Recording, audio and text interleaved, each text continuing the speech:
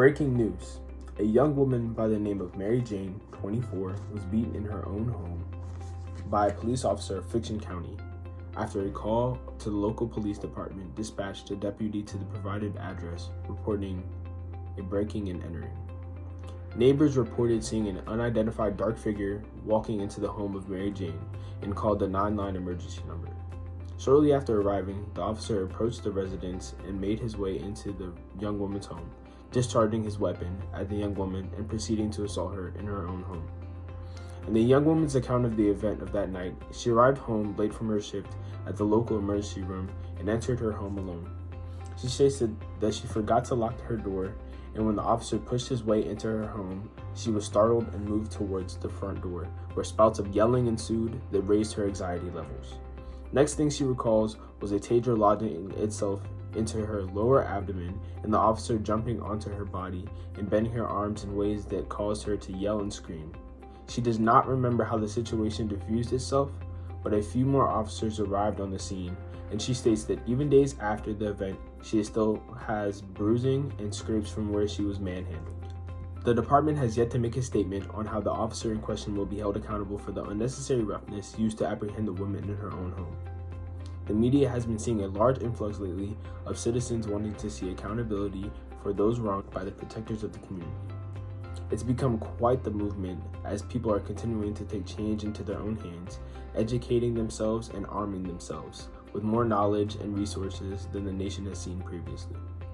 Young women in situations just like these are protesting that gender-biased police brutality is addressed in the media instead of being censored and disproportionately acknowledging this violence for their male counterparts. Male or female brutality of any nature is frowned upon and disgraceful, but it is important to acknowledge the underlying accounts that go unaddressed due to the censorship of the media. No one should be able to skate by because someone didn't want to talk about an issue as large as this one, or was coerced into dropping a story. In referencing more and more stories that have come to light, it is important to see that these aren't cases that are just arriving out of nowhere. Across the United States, police violence has been identified as a public health concern. Yet few studies have assessed the prevalence and nature of police violence among women, according to a study done by Science Direct. It has been seen that there are many women's brutality cases that happen across the nation that go unreported, and women that go without justice, if they escape well enough to walk away. We have managed to accumulate diagrams that reflect this truth across the nation and have our analytics team organize it into a digestible diagram. It shows that the percentage of reported cases of female police brutality versus male in the media time that is estimated for both groups.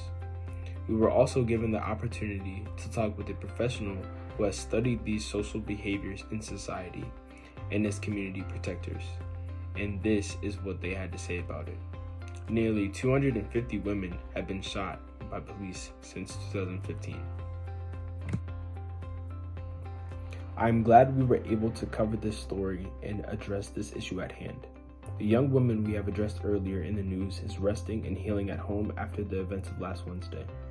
There are many organizations we will be listing if you would like to reach out and become a part of the solution to combat police brutality and support women in their fight to become their own advocates. And now, on to the weather, John.